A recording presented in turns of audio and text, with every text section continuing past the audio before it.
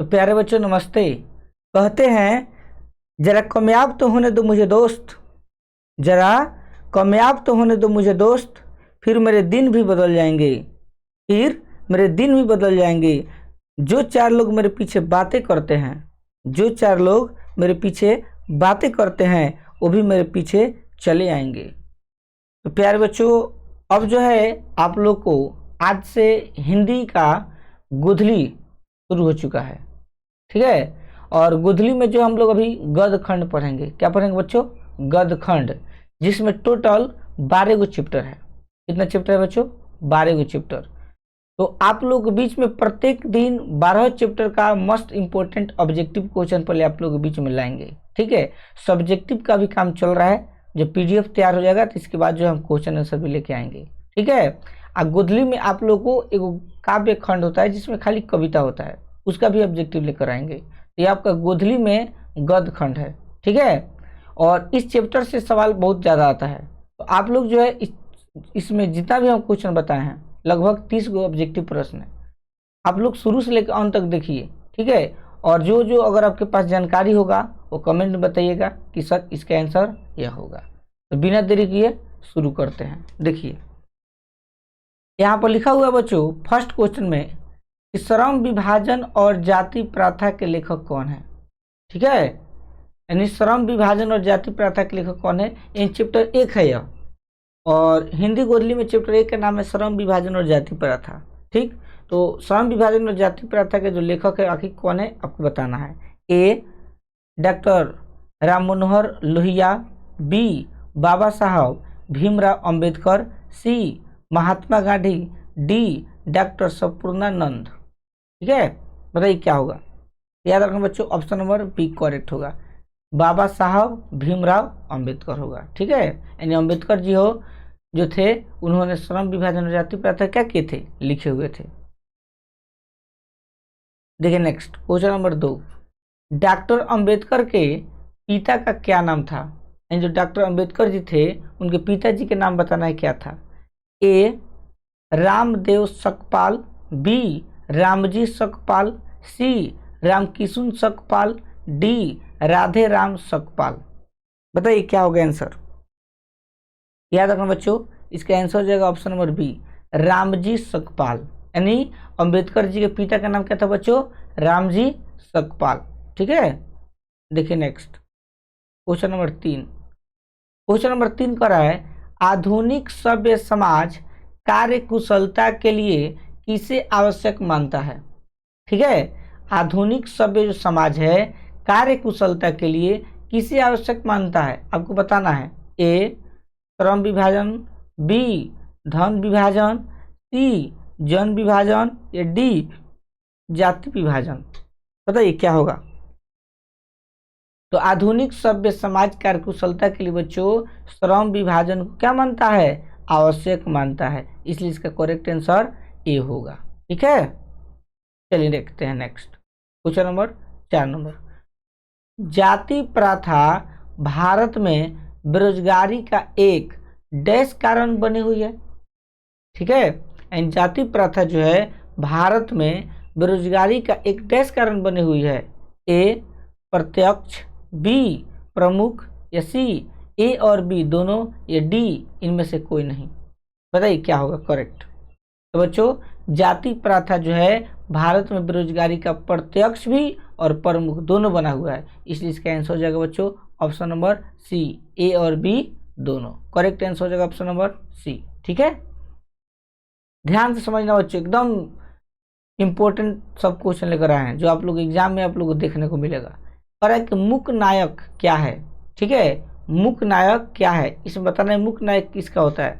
ए अखबार, बी पत्रिका, सी पुस्तक, डी कहानी संग्रह। तो ये क्या होगा 5 का आंसर?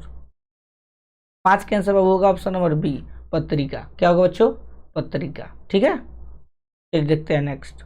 देखिए question number 6, doctor Bhimrao Ambedkar की मृत्यु कब और कहाँ हुई, ठीक है। अगर आपसे कोई पूछे कि डॉक्टर जो भीमराव अंबेडकर जी थे इनका जन्म कब हुआ था और कहाँ, mistake sir sorry, doctor Bhimrao Ambedkar की मृत्यु का बात हो रहा है बच्चों, जन्म की बात नहीं हो रहा है।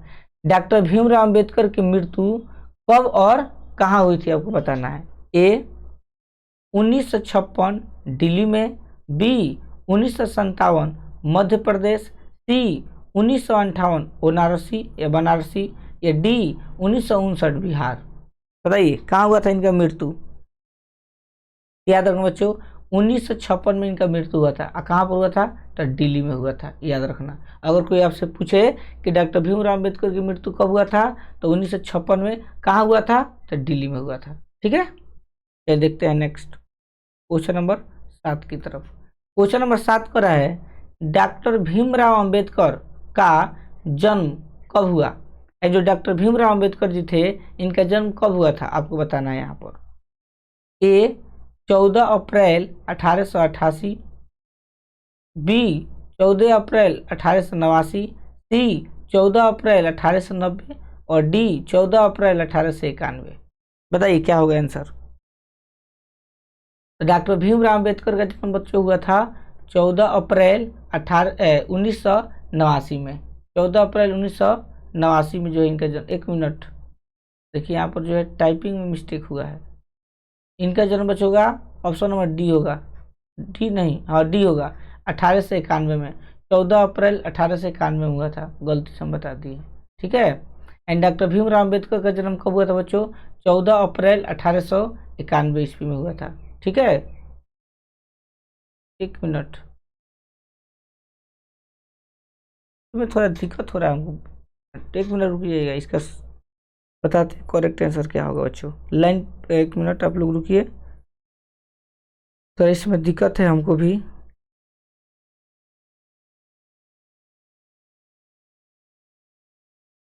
प्रश्न है कि डॉक्टर भीमराव अम्बेडकर का जन्म कब हुआ था, ही ना।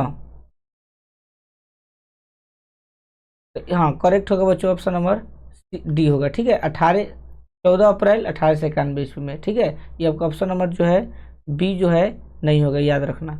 ठीक है, इसको क्लियर पहले कर देने दीजिए। इसका करेक्ट आंसर बच्चों होगा, इसका करेक्ट आंसर होगा आपका 14 अप्रैल 1891 ईस्वी में जो है डॉक्टर भीमराव अम्बेडकर क्या हुआ था, जन्म हुआ था। ठीक है, बहुत बहुत मिस्टेक हो गया था बच्चों, सॉरी। देखिए नेक्स्ट क्वेश्चन नंबर 8 की तरफ बढ़ते हैं। क्वेश्चन नंबर 8 कर रहा है, अम्बेडकर की दृष्टि में भाईचारे का वास्तविक रूप कैसा होता है। ठीक है, अम्बेडकर की दृष्टि में भाईचारे का वास्तविक रूप कैसा होता नहीं, यानी अम्बेडकर की दृष्टि से भाईचारे का मतलब होता है कि जो भाई है उसका वास्तविक रूप कैसा होता है, कैसा होना चाहिए। ए दूध शक्कर के मिश्रण की तरह, बी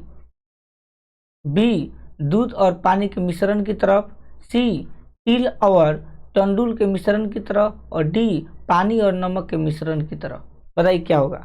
अंबेडकर की दृष्टि में भाईचारे का वास्तविक रूप कैसा है, याद रखना बच्चों, कैसा होना चाहिए। ऑप्शन नंबर बी दूध और पानी के मिश्रण की तरह हम लोग क्या करना चाहिए, रहना चाहिए, जो मालूम ना चले दूध पानी इसमें कितना डला है। उसी तरह अपने भाईचारे में जो है भाई में जो है मिलजुल कर ऐसा रहिए कि किसी को मालूम ना चले। देखिए नेक्स्ट क्वेश्चन नंबर 9 की तरफ बढ़ते हैं हम लोग। क्वेश्चन नंबर 9 कर रहा है, भारतीय संविधान के निर्माण में महत्वपूर्ण भूमिका किसकी है। यानी भारतीय संविधान के निर्माण में महत्वपूर्ण भूमिका किसकी है, संविधान लिखने में सबसे ज़्यादा महत्वपूर्ण भूमिका किसका था।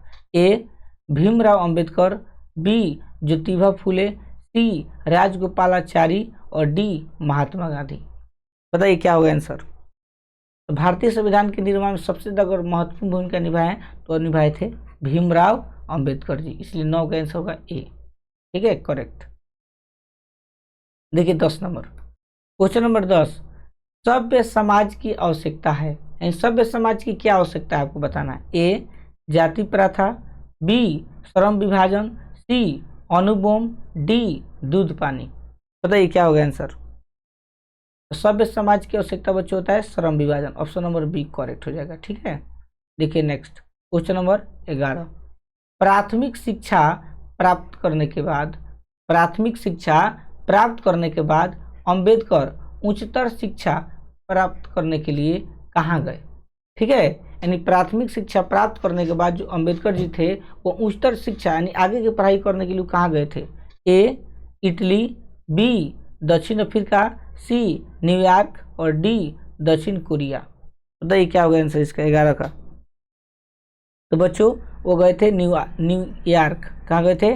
न्यूयॉर्क में, जो कहाँ पड़ता है? अमेरिका में पड़ता है। ठीक है, देखिए next question number 12 number. Ambedkar चिंतन एवं रचनात्मकता के लिए प्रेरक व्यक्ति थे। यानी अंबेडकर जी के प्रेरक व्यक्ति का नाम बताना है। ठीक है, जो अंबेडकर जी थे उनके चिंतन के रचनात्मकता के प्रेरक व्यक्ति कौन थे आपको बताना है। ए बुद्ध, बी कबीर, सी ज्योतिबा फुले, डी इनमें से सभी। बताइए आंसर क्या होगा 12 का। तो बच्चों होगा कबीर, याद रखना कबीर। ठीक है, देखिए नेक्स्ट क्वेश्चन नंबर 13। जाति पाति तोरक मंडल भाषण लाहौर में कब हुआ? यानी जाति पाति जो तोरक मंडल भाषण था वो लाहौर था उसमें कब दिए थे? ए 1942 ईस्वी में, बी 1940 ईस्वी में, सी 1936 में, डी 1938 में। बताइए क्या होगा आंसर इसका 13 का। तो जाति पाति तुरक मंडल भाषण लाहौर में कब दिए थे? तो 1936 ईस्वी में दिए थे बच्चों, 1936 ईस्वी में। ऑप्शन नंबर सी हो जाएगा करेक्ट। ठीक है, देखिए नेक्स्ट क्वेश्चन नंबर 14। श्रम विभाजन और जाति प्रथा क्या है? श्रम विभाजन और जाति प्रथा आपको बताना है क्या है। ए कहानी, बी भाषण, सी निबंध, डी साक्षात्कार। बताइए क्या होगा 14 का आंसर। तो श्रम विभाजन और जाति प्रथा बच्चों क्या था? निबंध था, याद रखना। ऑप्शन नंबर सी करेक्ट हो जाएगा। ठीक है, देखिए नेक्स्ट क्वेश्चन नंबर 15। निम्नलिखित रचनाओं में से कौन सी रचना डॉक्टर अंबेडकर की है? यानी चारों जो ऑप्शन हैं इसमें से बताना है कौन ऐसा ऑप्शन होगा जो डॉक्टर अंबेडकर जी उस किताबों क्या किए हैं? रचना किए हैं। A the caste in India, the untouchables यानी who are they, C who are सुधराज और डी इनमें से सभी। बताइए क्या होगा आंसर 15 का। तो सभी जो है इसमें का जितना भी किताब के नाम है सब जो अम्बेडकर जी लिखे, इसलिए इनमें से क्या हो जाएगा बच्चों? सी, इसमें से सब हो जाएगा। ऑप्शन नंबर डी इसका करेक्ट आंसर होगा। ठीक है, देखिए नेक्स्ट क्वेश्चन नंबर 16 नंबर। आधुनिक सभ्य समाज श्रम विभाजन को आवश्यक क्यों मानता है? यानी आधुनिक जो सभ्य समाज है वो श्रम विभाजन को आवश्यक क्यों मानता है? ए कार्यकुशलता के लिए, बी भाईचारे के लिए, सी रूढ़िबद्धता के लिए और डी इनमें से कोई नहीं। बताइए 16 का आंसर क्या होगा। तो याद रखना बच्चों यह हो जाएगा कार्यकुशलता के लिए। ऑप्शन नंबर ए करेक्ट होगा। ठीक है, देखिए नेक्स्ट क्वेश्चन नंबर 17। श्रम विभाजन और जाति प्रथा पाठ बाबा साहेब के किस भाषण का संपादित अंश है? ठीक है, यानी श्रम विभाजन और जाति प्रथा पाठ बाबा साहेब के किस भाषण का संपादित अंश है आपको बताना है। A the caste in India their mechanism, B genesis and development, C annihilation of caste और डी हु इज सुधराज। बताइए क्या होगा इसका आंसर। याद रखना बच्चों ऑप्शन नंबर सी हो जाएगा इनहिलेशन ऑफ कास्ट। ठीक है, इनहिलेशन ऑफ क्या हो जाएगा? कास्ट करेक्ट आंसर होगा। Question number 18। अंबेडकर के भाषण इनहिलेशन ऑफ कास्ट को किसने हिंदी में रूपांतर किया? यानी जो अम्बेडकर जी थे ना वो इंग्लिश में भाषण दिए थे इनहिलेशन ऑफ कास्ट को, तो इसको हिंदी में ट्रांसफर यानी हिंदी में अनुवाद किसने किया था आपको बताना है। ए ललई सिंह यादव, बी किशोरी लाल या डी मोहन वाजपेयी और डी इनमें से कोई नहीं।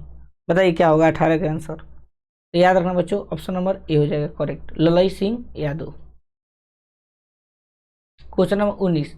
अंबेडकर का जन्म किस परिवार में हुआ था? जो अंबेडकर जी थे उनका जन्म जो है किस परिवार में हुआ था आपको बताना है। ए ब्राह्मण, बी क्षत्रिय, सी दलित और डी कायस्थ। बताइए क्या होगा आंसर 19 का आंसर बताइए। तो अंबेडकर का जन्म किस परिवार में हुआ था बच्चों? तो दलित परिवार में हुआ था। ऑप्शन नंबर सी करेक्ट होगा। ठीक है, देखिए नेक्स्ट क्वेश्चन नंबर 20। लेखक को इस युग में कहाँ पर विडंबना दिखाई दिया? ठीक है, लेखक को जो है इस युग में कहाँ पर विडम्बना दिखाई दी आपको बताना है। ए जातिवाद में, बी नारीवाद में, सी निर्विवाद में और डी परिवाद में। बताइए क्या होगा इसका आंसर 20 का। याद रखो बच्चों, इसका आंसर होगा करेक्ट ए जातिवाद में। ठीक है, देखिए नेक्स्ट क्वेश्चन नंबर 21 की तरफ। डॉक्टर अंबेडकर के पिता का नाम क्या था? जो अंबेडकर जी थे उनके पिताजी का नाम क्या था आपको बताना है। ए रानीबाई, बी कुंतीबाई, सी शीलाबाई, डी भीमाबाई। ठीक है, बताइए इसका आंसर क्या होगा 21 का। तो 21 का आंसर होगा बच्चों टी। ठीक है, भीमाबाई।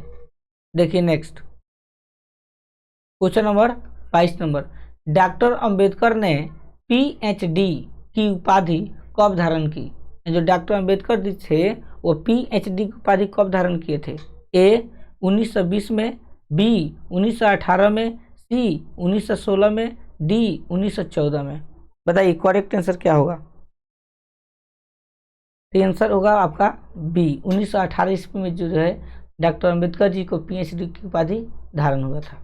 देखिए नेक्स्ट क्वेश्चन नंबर 23 नंबर। लेखक की दृष्टि में विडम्बना की बात क्या है? लेखक की दृष्टि में विडम्बना की बात क्या आपको बताना। ए जातिवाद के पोषकों की कमी नहीं, जातिवाद के पोषकों की कमी नहीं है। बी जातिवाद के पोषक नगण्य हैं। सी आर्थिक दृष्टि से जातिवाद उचित है। या डी जातिवाद लोकतंत्र के लिए विरुद्ध नहीं है। बताइए 23 का आंसर क्या होगा। 23 का आंसर बच्चों होगा ऑप्शन नंबर ए जातिवाद के पोषकों की कमी नहीं है। Question number 24। लेखक की दृष्टि में आदर्श समाज कैसा होना चाहिए? लेखक की दृष्टि में जो है आदर्श समाज कैसा होना चाहिए आपको बताना है। ए जिसमें स्वतंत्रता यानी क्षमता और भ्रातृत्व का भाव हो। बी जिसमें सभी धनी हो, जिसमें सभी पढ़े लिखे हो। या डी जिसमें सभी स्वस्थ हो। बताइए 24 का आंसर क्या होगा। तो 24 का आंसर बच्चों हो जाएगा ए जिसमें स्वतंत्रता हो। जिसमें क्या हो बच्चों स्वतंत्रता हो। ठीक है, वही आपका क्या हो जाएगा करेक्ट आंसर होगा। चलिए देखते हैं नेक्स्ट क्वेश्चन नंबर 25। लेखक बेरोजगारी का प्रमुख और प्रत्यक्ष कारण किसे मानते हैं? ठीक है, जो लेखक जी हैं वो बेरोजगारी का प्रमुख और प्रत्यक्ष कारण किसे मानते हैं? ए अशिक्षा को, बी जनसंख्या को, सी जाति प्रथा को, डी उद्योग धंधे की कमी को। पता है इसका आंसर क्या होगा 25 का। तो इसका आंसर होगा ऑप्शन नंबर बच्चों सी जाति प्रथा को। ठीक है, यानी जाति प्रथा को जो बेरोजगारी का प्रमुख और प्रत्यक्ष कारण मानते हैं लेखक जी। ठीक है, चलिए देखते हैं next question. Question number 26। The caste in India their mechanism किनकी रचना है? ठीक है, the caste in India their mechanism किनकी रचना आपको बताना है। A Bhimrao Ambedkar, B Ram Manohar Lohia, C Mahatma Gandhi, D Sukhdev. बताइए आंसर क्या होगा आप लोग कमेंट में अगर आप लोग को पता है तो। 26 का आंसर बताइए क्या होगा। तो याद रखना बच्चों option number A Bhimrao Ambedkar होगा। ठीक है, 27 नंबर देखिए। आर्थिक पहलू से भी जाति प्रथा डैश है, यानी आर्थिक पहलू से भी सबसे खतरनाक क्या है आपको बताना है। ए लाभदायक, बी हानिकारक, सी अनुकूल और डी इनमें से सभी। यानी आर्थिक पहलू से भी जाति प्रथा क्या है आपको बताना है। बताइए 27 के आंसर क्या होगा। जाति आर्थिक पहलू से भी जाति प्रथा क्या है बच्चों हानिकारक है। याद रखना ऑप्शन नंबर बी करेक्ट होगा। देखिए next question number 28। Doctor Bhimrao Ambedkar का जन्म कहाँ हुआ? यानी डॉक्टर भीमराव अंबेडकर जी थे, इनका जन्म कहाँ हुआ था आपको बताना है। ए महू मध्य प्रदेश, बी गोरखपुर उत्तर प्रदेश, सी डुमराव बिहार और सी दानकुनी पश्चिम बंगाल। आपको बताना है क्या होगा। बताइए आंसर 28 का। याद रखना बच्चों 28 का आंसर होगा ए महू, यानी महू जिला में और राज्य पड़ेगा मध्य प्रदेश और इसका राजधानी पड़ता है भोपाल। याद रखना। एंड डॉक्टर भीमराव अंबेडकर का जन्म अगर पूछे कि डॉक्टर भीमराव अंबेडकर का जन्म किस जिला में हुआ था तो महू जिला में हुआ था। किस राज्य में हुआ था तो मध्य प्रदेश में हुआ था और मध्य प्रदेश की राजधानी कहाँ पड़ता है तो भोपाल। ठीक है, देखिए next question number 29। Doctor Ambedkar ने किस पत्रिका का संपादन किया? जो डॉक्टर अंबेडकर जी थे वो किस पत्रिका का संपादन किए हैं। ए उज्ज्वल भारत, बी उड़ता भारत, सी बहिष्कृत भारत या डी पुरस्कृत भारत? बताइए क्या होगा आंसर 29 का। याद रखना ऑप्शन नंबर क्या हो जाएगा? सी बहिष्कृत भारत। ठीक है, ये देखते हैं क्वेश्चन नंबर 30 नंबर पर है भारतीय संविधान का निर्माता के रूप में हमें किन्हें जानते हैं? यानी भारतीय संविधान के निर्माता के रूप में आप किसे जानते हैं आपको बताना है। यानी संविधान के जनक कौन है आपको बताना है। ए महात्मा गांधी, बी भीमराव अम्बेडकर, सी पंडित जवाहरलाल नेहरू या डी सुभाष चंद्र बोस? तो भारतीय संविधान के जनक बाबू कौन है? डॉक्टर भीमराव अम्बेडकर। तो बच्चों 1 से लेकर इसमें मात्र 30 गो ऑब्जेक्टिव क्वेश्चन था। ठीक है, चैप्टर 1 में। अब बहुत इंपॉर्टेंट, इस चैप्टर से हर एक साल 1, 2, 3 प्रश्न आता ही है। तो इस चैप्टर को आपको छोड़ने की जरूरत नहीं है, इसको अच्छा से पढ़ लीजिएगा। क्योंकि यहाँ पर भीमराव अम्बेडकर की बात हो रहा है, दूसरी बात यहाँ संविधान के बारे में बहुत बातचीत हुआ है, इसलिए इस चैप्टर से सवाल आता है। इसी तरह आपका कंटिन्यू लगातार 12 दिन जो है आप लोगों को वीडियो आएगा 12 चैप्टर के ऑब्जेक्टिव। ठीक है, और ऑब्जेक्टिव आप लोग पढ़िए, क्योंकि देखिए ऑब्जेक्टिव पर विशेष ध्यान दीजिएगा ना, क्योंकि 500 नंबर का एग्जाम होता है आप लोगों को। तो 500 में याद रखना बच्चों, आप लोग एग्जाम कितना नंबर का होता है बच्चों?